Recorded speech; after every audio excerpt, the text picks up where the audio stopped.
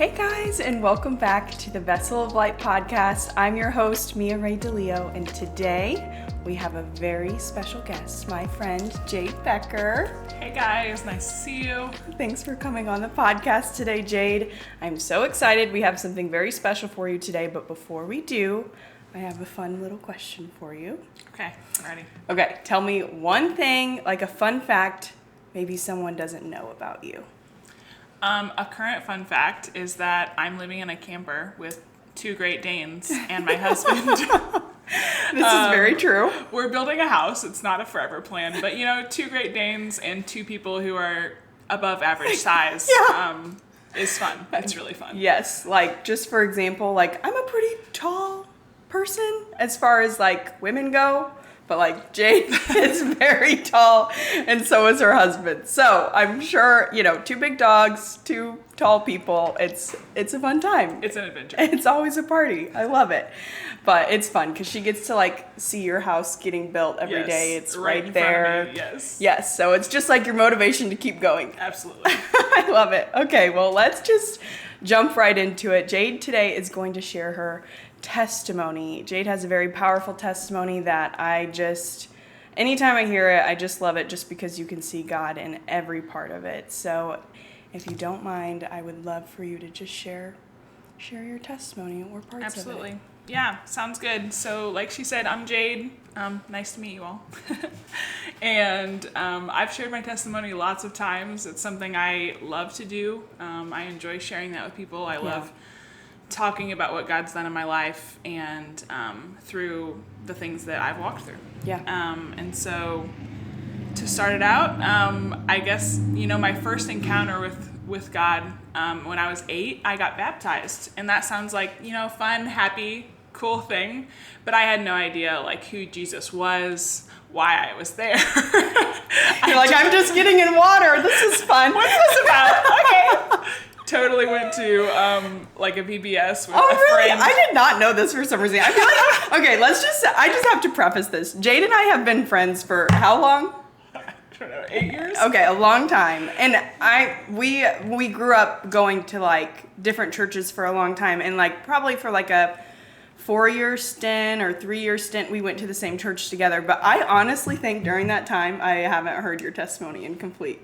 Maybe. Isn't that crazy? I've shared it many times, so I'm surprised. I know. So I feel like there's going to be many like, really?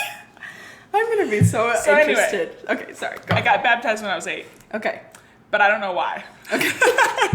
I'm just kidding. God knew why. I 100% believe he had a plan from that time. Yeah. But I went to VBS with someone and they got baptized, so it seemed like something that would be fun. That makes sense. So I did it. Cool. Love it. And I think that was God's start of the work in my life, even though I didn't know it, nor did I know much about him at that time. Yeah. That being said, I did not grow up in a Christian home. I grew up in an interesting house. My family is full of lots of addiction, which is not a fun thing. My dad was an addict for most of my childhood, and so I walked through that, and my mom had me when she was 17 with my dad, who was already using. So, it was just an interesting growing up. My mom did literally everything she could and was honestly did the best job of everything she could. She's a rebel and she's crazy, but I really love her and appreciate her for what she did and how she, always made sure I was taken care of and loved for the most part. So that was kind of young Jade. Yeah. High school Jade. I'm incredibly outgoing. I love people. I love to meet new people. I got a new friend every week, basically. Really? That's where you came from. You stuck around. But Yes. I love to make new friends. So early in high school, I went to youth group because it was like this, hey, we hang out, we play games, and we socialize, and I was here for it. So went to youth group, was having fun. I think I was there for maybe a year and a half, and I was starting to see that maybe there was some value in this Jesus guy. Yeah. That maybe some of the things that my youth pastor said were real, but also how could there be a love that was that good? How Yeah. could there be people that weren't going to let me down? How could there be a God that cared about me despite my failures, you know? And so it was kind of this good idea. I wasn't really bought in, but I was starting to come around and be like, you know, maybe this is cool. And I honestly had a lot of good friends that were pretty faithful already at the time. So they were a really good influence on me. And encouragement. And so I loved the feel. I loved the church vibe, the fellowship, all of that. And then I guess my sophomore year, like I said, I was starting to come around to the idea, but I wasn't sold. And one of my best friends that I actually had made in high school, her name was Alicia. And our sophomore year, she was in a car accident. And actually, it's crazy because Mia's older sister was also friends with Alicia. So we had this kind of connection before we ever even met through it's crazy. your older sister. Yeah, because that, you know, Alicia had a big impact on my life too without even our connection. So it's just crazy that, that's something that we always look back on. We're like, isn't that weird? Like, it's that crazy how we had that life. Proximity in our life, but I had absolutely no idea who you were. But she was really great friends with my sister too. So it was just like, I was almost like a fly on the wall seeing it all happen. So Alicia had her accident, and she didn't survive her accident. And so that left me as, at the time, I would say Alicia was my best friend. She was my very closest friend. And so a 16-year-old, I lost my best friend. Here, I just kind of heard about Jesus. I was interested. I was thinking, maybe this is good, but it's also too good to be true. You know, at the time, I was thinking, that sounds really cool, and I'm glad that you guys are happy, but that's too good to be true, you know?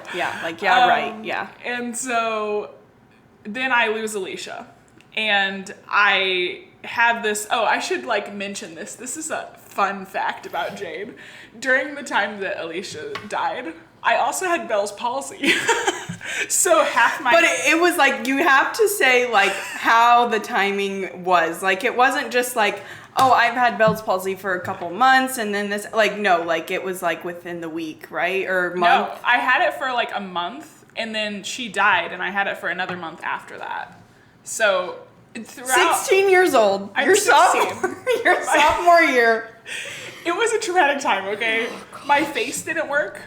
I'm trying to cry and grieve, and I'm like, my freaking face won't even work right. Anyway, add to the trauma of the time. It's a little, and it was just a very life-shattering time. You know, even definitely. I am someone who everyone looks to as a strong person.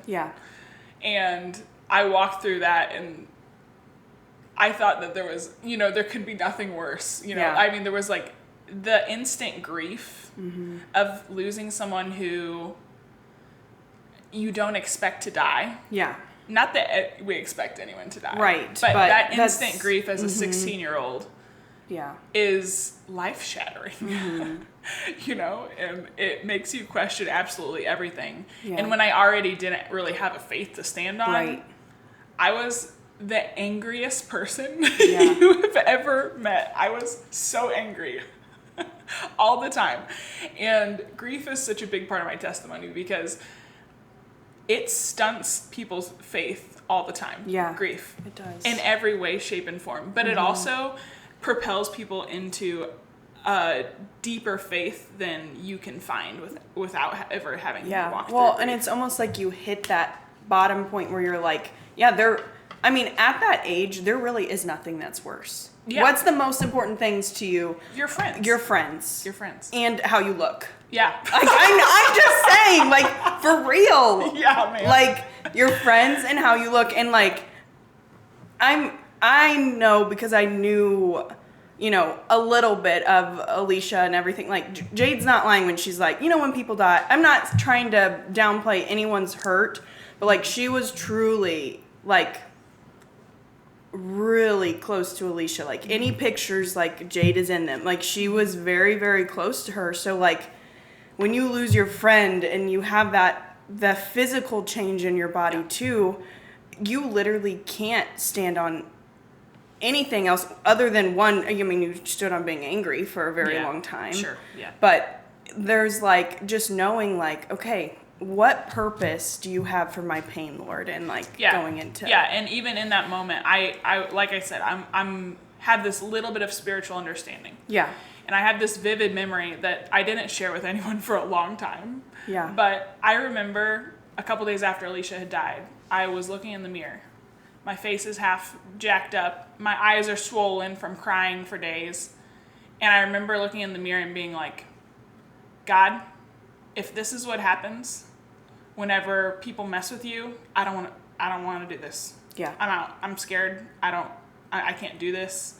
Yeah. And that was how I felt for a good 6 months, is I am so done with church. Yeah. If this is what, this looks like, I'm out. I don't want to mess with the devil. Almost like if this is how the enemy attacks, like the joy, like whatever goodness that people say that they have, it definitely outweighs that. Screw that. I'm not losing another friend like that. And that is totally not a valid representation. Right. And I've realized that now. But anyway, I went through a good 6 months of just anger. I was mean. I cut off pretty much everyone in my life. Yeah. And didn't really talk to people, didn't share my feelings other than my anger. And I'll tell you that I'm angry. Yeah. Yeah. So that was not a fun 6 months of just terrible grief and pushing everyone away, which is the worst thing you can do, but it seems good at the time. Yeah. But then, that summer, throughout that whole time, my youth pastor was pursuing me. I am just saying, like, he would message me all the time, hey, or he would call me even, hey, Jade, you coming to church? His wife would send me a text in her nice little gentle ways, hey, I'd love to see you.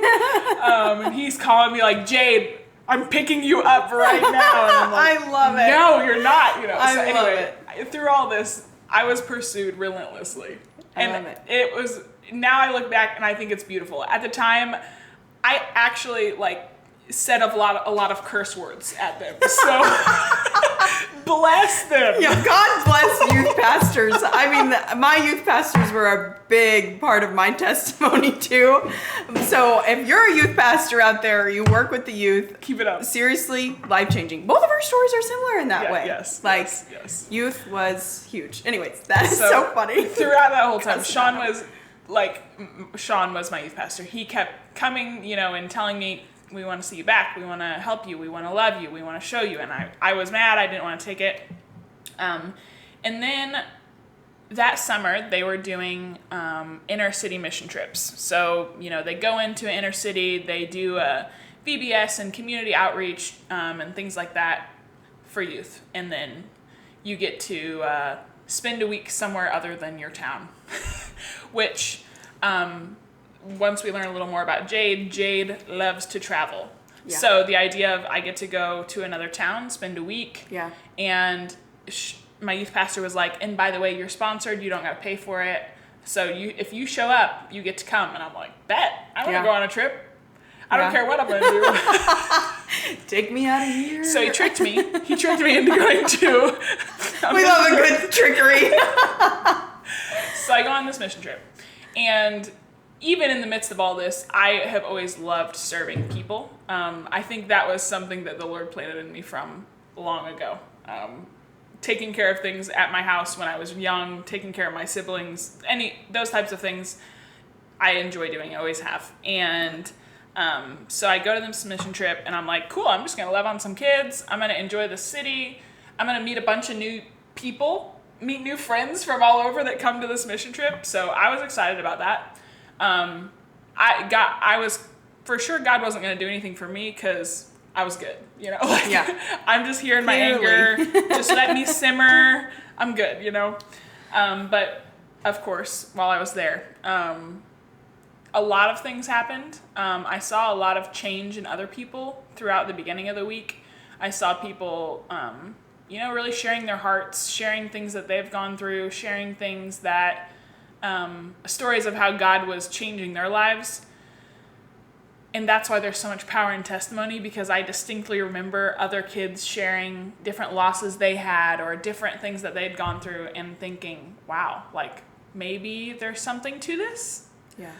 And then towards the end of the week, one of the pastors was speaking, and he shared a verse that pretty well wrecked my whole world. Yeah. And brought me into a relationship with Jesus. Yeah.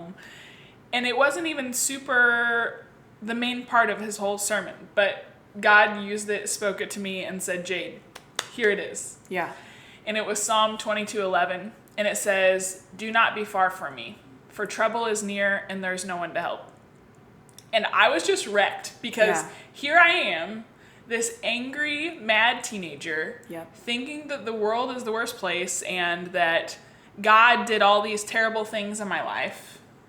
But it's not true. Yeah. He didn't do those things. Yeah. In fact, he's saying, don't be far from me, because trouble is going to happen. Right. It is going to happen. But if you come to me, then I will bear that burden. Yeah. There's no one else to help. Yeah. I'm the only one. Yeah. So whatever you think you're doing, running around with your anger, trying to let out all your feelings like in the dark, and you really having nowhere to get respite, it's not going to work. Yeah. And I was just a crying mess, which for me is rare. I don't No, she doesn't cry very often. cry very often. So I'm a crying mess, and I realized that surrender was the only option. Yeah. Serious, humble surrender. Yeah. Give it to God. Take my grief. Take my hurt. Take my pain. And give me your joy. Yeah. Was the only choice. And I went all in. I laid it down, and I never went back to those feelings again, which is only a God thing. Absolutely. Not that I didn't still, continue to grieve. And honestly, there's not many days that go by. It's been, it has been a long time. 12 years now. And there's really not days that go by that I don't think about Alicia at least once. Yeah. Which is crazy to think about. Mm-hmm. But it's not an anger anymore. It's beauty. It's understanding that through everything, God has a purpose. God has a plan. And I'm thankful for that chapter of my life, for the time I did have with Alicia, no matter what that meant. Yeah. Because ultimately, through my grief, God showed me that surrender is the only way to follow him. Yeah. And the only way we can really live in submission to him. Mm-hmm. And so then I really just pursued Jesus all through those next couple high school years. And my senior year, I did a program called Senior Internship with my youth pastor, where I was at church working 2 days a week, volunteering and doing intense discipleship with him, me and another girl. We would do early morning Bible studies before school every day. He taught me how to read the Bible, which is something that we forget to teach people. Yeah, that's so true.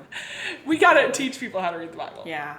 It's a problem. We should do a whole podcast on that. It's such a real thing. No, it is. To teach people how to read the Bible. Yeah. He taught me how to read the Bible. He taught me what it looks like to love people, because, oh my gosh, does he love people. Yeah. He is the most, there's not a person he doesn't love, and I enjoy that about him, and I hope that I am always replicating that, Yeah. That discipleship phase was such a crucial piece of me becoming a genuine woman of God who is seeking him all the time. Yeah. And then that's good.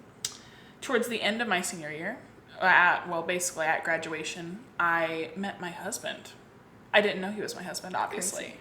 But we met at church. He also worked at church. And yeah, that was a quick little engagement, dating phase. Then we got married. And then somewhere in there, I met you. Yeah. Just before we got married. Somewhere around there. Around that time. I just have to go back really quick. Oh, gosh, okay. I'm sorry. But I just have to say, again, knowing Jade, of course God would radically change you at a place where you're serving others. Facts. You know what I mean? If you know anything about Jade and her husband, That is their heart. They have a servant's heart no matter what. You ask, I mean, even when people don't ask, they just show up. That's just a part of who they are. They are always serving people. And I just am like, I don't know, that was a realization for me where I'm like, okay. Wow, that is so awesome. Of That's course, true. He would radically change your life at a place where you're there to serve others. Yeah, and through your service, God's changing your heart. Yeah.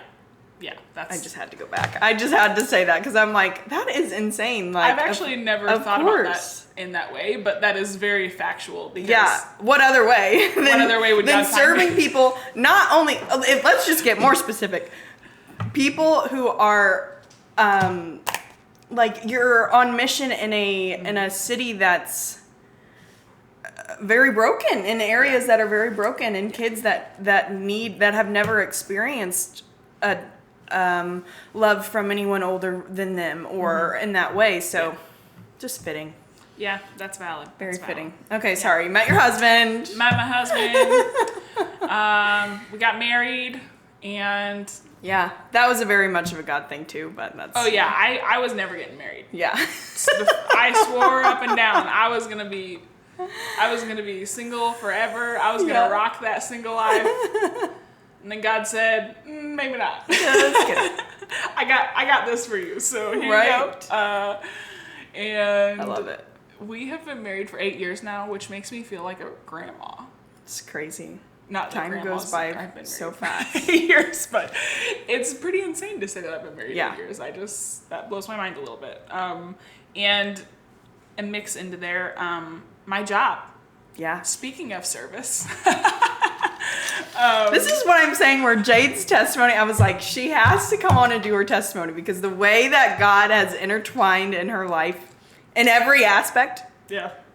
Literally every aspect. And like, even with you and your husband, like how much you guys have like the same heart towards ministry too, and how you like compliment each other in that way. I don't know. It's just crazy. It's insane. So anyways, back to your job. Yeah, about a year after I got married. Well, I should say that I didn't know what I wanted to be when I grew up. Yeah. That was always an issue for me. I wanted to be everything. Yeah. I kind of still do, so... Yeah, I mean, again, I'm just going back. I feel like Jade's and I's story are a little bit similar, too, in the fact of, like, we got married... You know, I got married a little quicker, but it was in a way that we didn't expect, and like pretty soon after high school-ish, and then both not knowing what the heck we're doing and trying to do college, and then that, and then, you know. Yeah, I tried to go to college because I had a job at a Christian preschool, and it was cool. I didn't hate it. I liked it because I got to talk about Jesus and love people and serve kids, and that was fun. I liked that. So I was like, I guess I'll go to college for early education. But then they offered me a full-time job, and I was like, wait, so you want me to... So should I go to college if I have the job? So I said, I don't need to go to college if I have this job. Right. I did that for a little bit. And, you know, I love kids. But I'm not cut out for the preschool teacher life. Yeah. It's really not for me. Yeah. And at the time it seemed valid, and now I look back and think, how in the world was I a preschool teacher? But only God. I actually really loved it while I was doing it. So anyway, and then randomly, oh wait, I forgot about Detroit. Oh, it's another piece. Was that before? No, this is right now. It's right now. Oh, it's right now. So you didn't forget. You're right on time. I just wasn't going to include it because I forgot. It wasn't in my brain. So a couple of our friends moved to Detroit. Yeah. My youth pastor, actually. Yeah. Moved to Detroit, started a coffee shop, and they were doing ministry, inner city missions, and things like that. I was pumped about it. Yeah. And my husband, who says that he never wants to leave our hometown, actually thought maybe it would be fun, which is like shocking. Yeah. But, you know, he was kind of down for it for a minute. So I was like, okay, well then heck, let's move to Detroit. Why not? So we told all our jobs that we were going to leave. Yeah. We're going to leave. We're going to move to Detroit. It's going to be so fun. And then God just did some crazy stuff. Yeah. He opened like 4 doors in 1 week, the same week that we said we were going to leave. Yeah. He opened all these doors for us and was like, hey, maybe not. Yeah. And so I think sometimes God wants to know that we're going to say yes Yes, to him. he just wants you to have that obedience. He wants to see you take the say, step. you know what, I would do this. And not only like take the step of like, oh yeah, I would, but like, I put my 2 weeks in, honey. Right. Like, we're leaving. I'm packing stuff up at my house. Right. So one of those things that came up that same week was a new guy at church had kind of been talking to my husband, just making acquaintances. We went to their house for dinner and things like that. He asked my husband, hey, I'm new to the area, but I'm looking for someone that can work with me. So I work for a missionary sending agency, and I'm looking for someone who can work in the office and mostly run our child sponsorship program for the kids in Africa. And, maybe do some like light accounting, office management, and, maybe even speak at some events and things like that. And my husband said, I think it's my wife. Very reluctantly, because here we are ready to move to Detroit. We're like ready to go. We're gonna leave for Detroit, and he comes up and explains this job to my husband, and he said, oh, I think it's my wife. And a fun thing about Steven is he is one of those people, when he says something, like, you should listen. I don't know how to explain it. Like, he doesn't say a lot, but what he does say is quality, That's true. And God speaks through, I feel like he has like I don't know, like when we always have this joke, if Steven says it, it's going to happen. Like he's got some prophecy vibes. Yeah, he does. He really does. Like, even when, with the story of, like, him and Jade, getting together, and then, like, me and my husband, he was, like, literally looked at me in the eyes, like, 3 years before I even met Matt, and was like, yeah, I know who your husband's going to be. And I'm like, what are you talking about? Like, my husband and I have an age gap, too, and at the time I was like, you're crazy, man, and here we are. Yeah, so that happened, and then my husband had 2 big doors open for him. His, tiny part-time job that he had since he was a teenager was like, hey, how about we offer you full-time and benefits, and you can work here all the time? And then also our church offered him a position for lights and sound and worship that he had been wanting for a while. And so God just, kind of opened all these doors in front of us and said, you know what, I have something for you here. And I know it was the right thing to do. I have no question or regrets about that. And so anyway, I got my job with Sheltering Wings. I've been there for 7 years. That's crazy. Yeah, there's now, and it is so neat. The dream job. It really is. I mean, I have rotated positions and done a lot of different things with them and figuring out exactly what my role looks like. But every day I get to go to work and know that whatever I'm doing is supporting missionaries who are serving in other countries, serving in other contexts, sacrificing all the luxuries that I have so that they can share the gospel with people, and I get to be a little piece of that. I get to do office work for them, or do graphic design for them, or do accounting for them. And I love that it stretches each part of your strengths. Like, it couldn't be a more perfect job for Jade. Like, in every single aspect, it's like how some people have careers and jobs where it's like you become your job. It's more like you're Jade, and like the Lord is using Sheltering Wings and you to impact each other in such a great way. Like that's cool. You love travel, you love talking to people, you love you have a huge heart for missions. I mean, our closest friends are missionaries. We have our missions is intertwined in your life in such big ways. It is. I mean, just like, it's totally a God thing, and you get to evolve and grow with it as it grows. So it's really neat. Yeah, it's been a blessing. It's a dream job. It really is. It's everything for me, and because it's so multifaceted, like you said, I get to do a little bit of everything, and that's good for Jade. Yeah, it is good for Jade. I get bored. And it was so funny. The other day we were going shopping together, and she was like, "Oh, I have to make a call really quick," and I was like, "Oh, totally fine." She's literally sitting here talking to a missionary in another country. I'm not going to say the country because I don't know if I can, but just praying for them. Like, hey, how can I pray for you this week? And I'm just like, she hung up. I'm like, Jade, do you realize how awesome it is that you get to just, for your job, hey, I just wanted to let you know I'm thinking about you guys, praying for you. How can I help you? Yeah. Hey, let's pray at the end of this. And I'm like in the car like, yes, Jesus. Like, this is so good. Yeah. It is so neat. I love it. It's a blessing. Yeah. And to be connected to a whole nother realm of, honestly, a realm of Christianity that so many like American Christians just aren't even exposed to. Yeah. Oh my gosh. It's so a blessing. Mm-hmm. Such a blessing. And I think that if you are involved, like if you belong to a church and your church is sending missionaries, get involved with those missionaries, love those missionaries, talk to them, just talk to them. Yeah. And show them that you care about the work that they're doing. It's so important. And so important. Even like, that's such a great point too that I just want to touch on. I know sometimes whenever like to people who aren't exposed to missions and you're just starting a church and, you know, they play a video and it's like, oh, give your funds. Let's say you're not in a position to give funds. Yeah. Do you know what is so helpful to them is just praying for them, but not, yes, absolutely pray for them, but letting them know, hey, I care about you. I see you. Again, we have really close friends who are missionaries right now.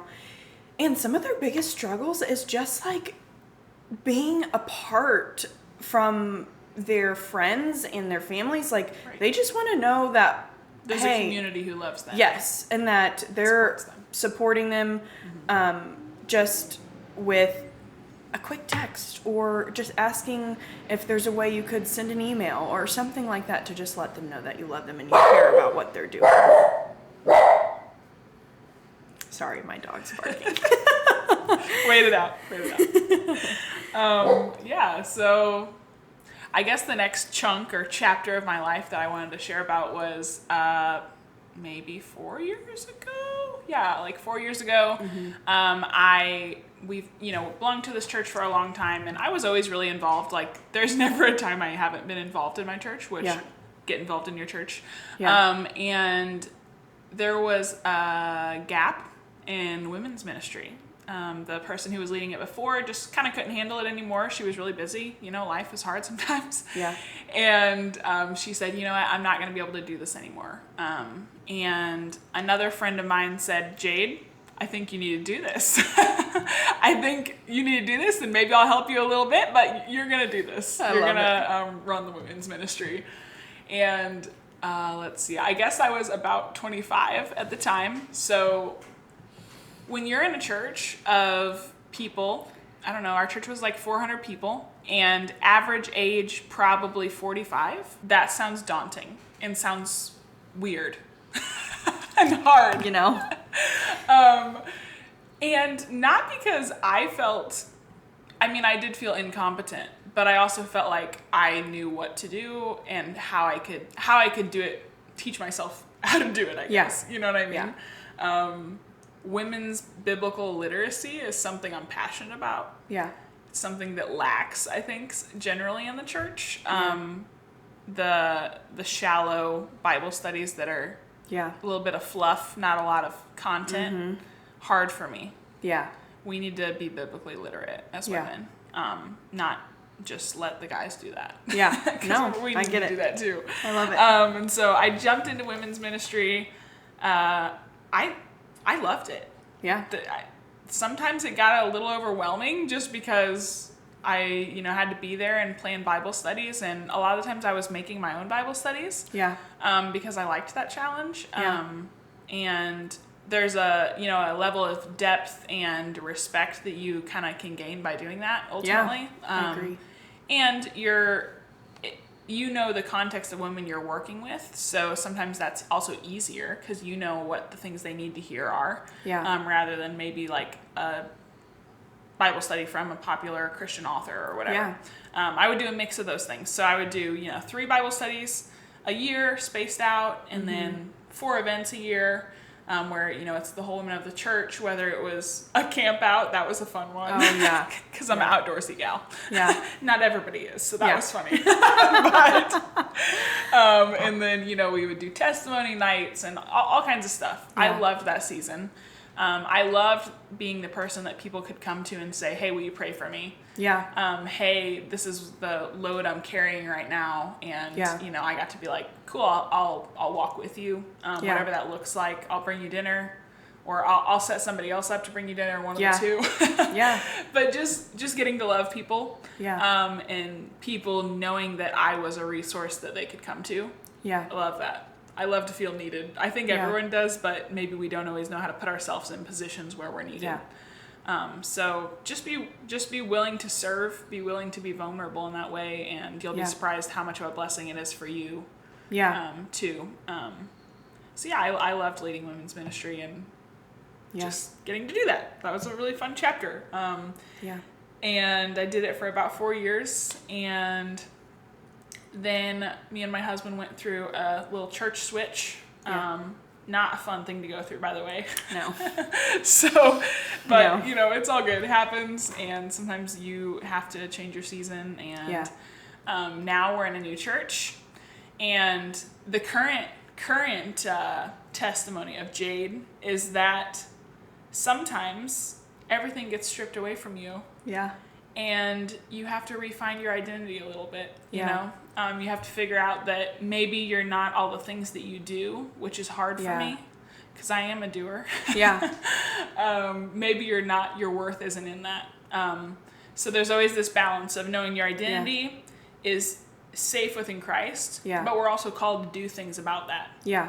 So there's like this balance act that you almost have to do as a Christian all the time in finding, is my identity in what I do? It shouldn't be. Yeah. It's just in God. But you do these things because your identity is in God. So that's my current balancing act. Yeah. And I think it's cool how he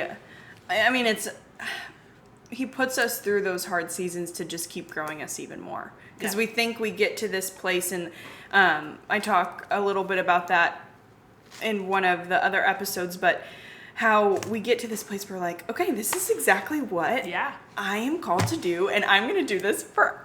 It's great. And it's like, it just makes sense, but then God's like, that's funny. And he's changing us, and it's all for a purpose. It's not so that way you can be hurt and just, you know, all of these things.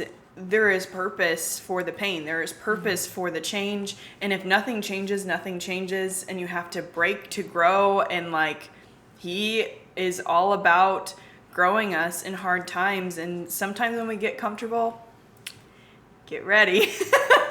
Hold on tight, because things might change, and that's okay. And I think he wants us to get comfortable with change, because he doesn't promise us to be comfortable. He actually says the opposite. It will be an uncomfortable time. So, but I love it. I love the beauty and all of that. I love being the bystander in that conversation that we have too, of your testimony of like, wow, I have seen you move through some of those seasons, and it's really cool to see how God's always there. And even in seasons where it doesn't feel like he is, he always shows us what that purpose is for all of that. So I agree. I love that. Was there anything else you wanted to add to your testimony before we go to the other things? I don't think so. I mean, there's always so much more. I know, right? I know. But I think, you know, those are the things that are big things that, you know, God's got to walk me through. Show me what it looks like to serve him in all these different ways, and, you know, be a part of all these different things. And it's a beautiful story. Yeah. Not because it's mine, but because he wrote it. Yeah. You know? That's so good. It's awesome. So good. I love it. Well, thank you so much for sharing that. Yeah. But before we go, I just have a couple questions that I think is just really good to kind of like pick your brain about, because I think it's something that you do well. So I think that you sharing this will be helpful to someone. Okay. Okay. So what is something that you do that brings you joy in the everyday? In the everyday. In the everyday, I feel like something that brings me joy a lot is going outside. Yep. I go outside every day. Love it. And moving my body. Like, going outside, moving my body A lot of the days that looks like CrossFit, which is like a lot, but I like a lot. Yeah, I love it. But then also it's like walking up and down my country road and just looking at what wildflowers bloomed this week. Yeah. Going outside. Yeah. Yeah. And I think that's great because something that you also must need to know about Jade, because I think it's a part of her personality, is she is a very disciplined person. So if someone challenges Jade to something, she will do it, and she'll do it 5 times better than you. I promise you that. That is just her personality and how she is. And if she has a plan, she can stick to it like no other, no matter what seasons of life goes through. She doesn't make excuses, whether that means she's in the middle of moving into a camper. You better believe she's going to be doing a sugar fast or or doing the 75-day hard when it's -1 degrees outside, because that's just Jade. That's just how she goes.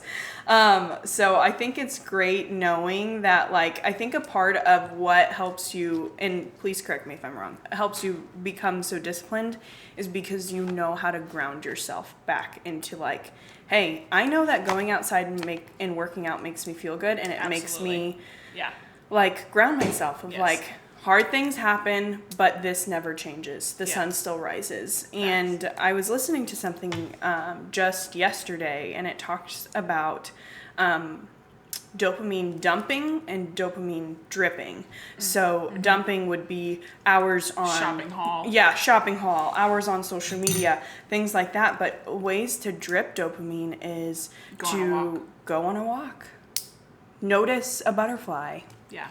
Feel the sun on your face. And whenever I was going through a really hard time of depression and anxiety, that is what brought me back to reality. And the only things that I could find joy in was literally how the air hit my face, you know, and those are the things that you have to bring yourself back to. And I think it's very clear in the Bible that we see him in nature. Right. And that's creation. Why disciplines are so important for these reasons, because the problem is you get so far gone, and then you're like, holy cow, what do I do? And you feel like you need this, like, these dumps all the time of dopamine. But really, like, if you can just be consistent and go on a quick walk in the morning, or, you know, whatever that looks like, of finding that joy, it's so important. It's so important. I love it. Yeah. I love it. I'm a recovering dopamine addict for sure. That I feel like that really, I mean, I could go into that's a whole nother episode, but I mean, I love it. As an ADHD person, that's just how I roll. So I love that. Thanks for sharing that. And then what is something that you feel like God has taught you recently? Yeah, so Mia mentioned this question before we had our talk, and we talked a lot about this just a minute ago at the end of our thing, but something recently, like I said, I've been in a season of, like, newness, searching, kind of figuring out what my new role is going to look like. Yeah. But I have a lot of roles, so, like, maybe I don't need to add anything. Yeah. But just figuring out, you know, what life is kind of looking like in this season, and I've been, like, repeating this quote in my head. Maybe you can't stay where you are and become who God wants you to be. Yeah. And that's really a challenge to anyone. Yeah. Maybe you can't stay where you are and become who God wants you to be. Whether that's so geographical or in your friendships, in your circles, in your habits. It can be, you know, anything of your life. Obviously, I'm exposed to missionaries on a daily basis, so my head goes there, and I think of, like, Acts 18, and I was counting it earlier. There's like 7 people listed in this one chapter, and 11 cities that they are traveling to, sharing the gospel, telling people about the word, and even correcting each other in, like, beautiful ways and encouraging ways, encouraging one another and building people up. And they're just going around and doing all these things. So, like, maybe right where you're at in your comfy place, or even if it's uncomfy, maybe you just need to move around, you know, go do something. So and even if it's not geographical, and even if it's like, hey, like, you know, maybe you need to change your job in order to allow yourself to be in a place where you have more time for what the Lord has for you. Or maybe it's you need to change your friend group and who you hang out with, because who you hang out with is who you ultimately can become, and or what you listen to, what you watch, or just any of those things, just allowing yourself to be more available for what God wants you to be, and that change is good, and leaning into that. And like what you said, I just want to touch on, like, maybe sometimes the season of life you're in, you need to not be in a super big role of serving. My husband and I went through through a big change where we were serving in the church. We were in the youth ministry. He was a youth pastor, to a whole year and a half of trying to even find a church. I just completely dumped that everywhere. Anyways, trying to find a church that you feel like you fit into, and that can be hard too. For sure. Yeah. So. Yeah, that's my quote I've been repeating over and over again lately. So. I love it. Well, thank you so much for coming on and being on the podcast. It feels surreal to even be sitting here with you right now. The amount of times we've talked about this podcast together. Jade has been one who's encouraged me through this season of change that I've been in, and I'm just so thankful for you, and thank you for being on here. Absolutely. Yes. Yay. All right. Bye, guys. We'll see you next week. Bye. What the heck? Also, I cannot believe that. I can't believe you spilled that. I know.